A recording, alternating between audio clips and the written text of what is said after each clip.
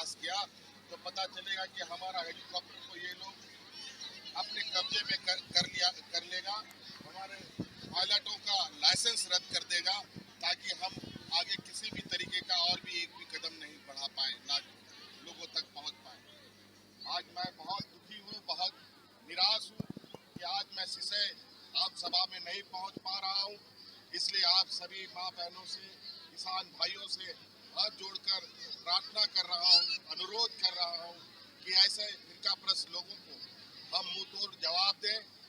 और ये लोग हमें जिस तरीके से जात धर्म के नाम पर कभी आदिवासियों को ईसाई से, सरना से, हिंदू मुस्लिम सिख ईसाई से लड़वा करके अपनी राजनीतिक रोटी सेक रहा है, इनको अब हम लोग अपने भगवान बिरसा मुंडा, सिद्धू कानू की ताकत को हम लोग फिर से इकट्ठा करें और ऐसे सोच वाले, ऐसे विचार वाले लोगों को हम लोग इस राज से खदेड़ने का काम करें। आज आप लोगों से हम आग्रह कर रहे हैं कि आज बहुत ही इन लोगों ने विकट परिस्थिति आज हमारे सामने उत्पन्न कर दी है। मुझे अभी 6 जगह, 7 जगह कार्यक्रम करने हैं।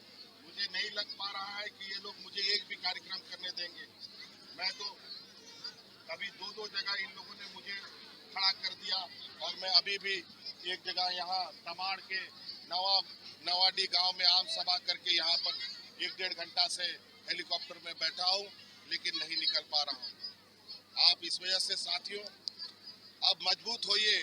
अब ये विचार करने की जरूरत है कि हम आदिवासियों को, हम कमजोर शोषित पीड़ित लोगों को हमारी ताकत क्यों कमजोर किया जा रहा है, क्यों हमें अपने कार्यक्रमों में जाने से इस तरीके से रोका जा रहा है। आज प्रधानमंत्री निश्चित रूप से एक संवैधानिक पद पर बैठे हैं, वो कई नियम कानूनों से बंधे हैं, लेकिन आज ऐसे जब चुनाव प्रचार प्रसार चरम सीमा पर है, अब ऐसे स्थिति में बाकी दलों के चुनाव को प्रभावित करने का ये कौन सा रणनीति इन लोगों ने अपनाया है, ये समझ से परे है। कहीं ना कहीं ये भी भारतीय जनता पार्टी की एक चाल है, क्योंकि जिस तरीके से झारखंड मुक्ति मोर्चा लगातार यहाँ भारतीय जनता पार्टी और उनके जितने भी सहयोगी साथी हैं, उन सबको हम मुंहतोड़ जवाब दे रहे हैं। पहले चरण का चुनाव में 13 सीट में एक सीट इनके गठबंधन को नहीं आ रहा है, पूरा का पूरा सीट यूपीए गठबंधन झारखंड मुक्ति मोर्चा कांग्रेस आरजेडी के लोग जीतने जा रहे हैं।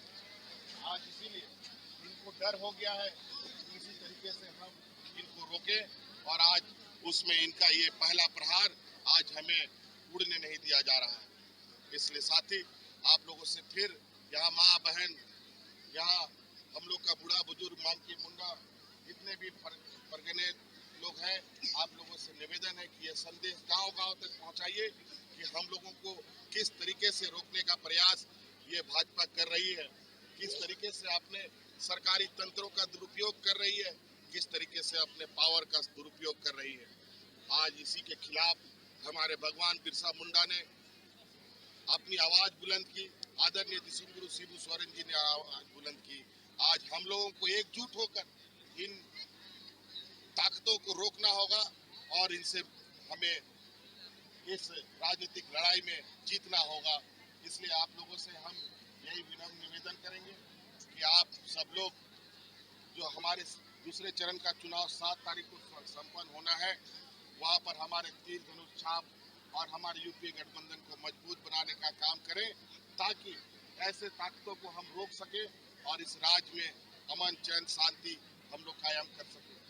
आज देश की स्थिति बद से बदतर भाजपा सरकार में है और इस राज्य में रघुवर सरकार ने भी बद से बदतर इस राज्य को कर रखा है। पूरा देश का महिला सड़कों पर उतरी हुई है। आज हमारे राज्य में भी बलात्कार की घटनाएं रोज बढ़ रही हैं और आज सरकार को उस पर जरा सी भी चिंता नहीं है। किस तरीके से झारखंड राज्य में ये सरकार बनाए, किस तरीके से ये झारखंड राज्य की खनिज संपदाओं को लूटे, इसी पर इनका लगातार षड्यंत्र चल रहा है। हमारा सीएनटी एसपीटी कानून मिटाने का इन लोगों ने प्रयास किया, भूमि अधिग्रहण कानून मिटा करके इन लोगों ने हमारा ग्राम सभा की ताकत खत्म कर दी। आपको याद होगा सीएनटी एसपीटी कानून को भी इन लोगों ने मिटाने का प्रयास किया, लेकिन हम सब लोगों ने सड़क से सदन तक इन लोग को मुंह तोड़ जवाब दिया और हमारी ताकत देख करके वो नहीं बदल पाए। निश्चित रूप से हम आदिवासी हमेशा संघर्ष करते रहे हैं, हमारा संघर्ष ही जीवन है, बिना संघर्ष के हम कभी नहीं बचे हैं। आज जब हम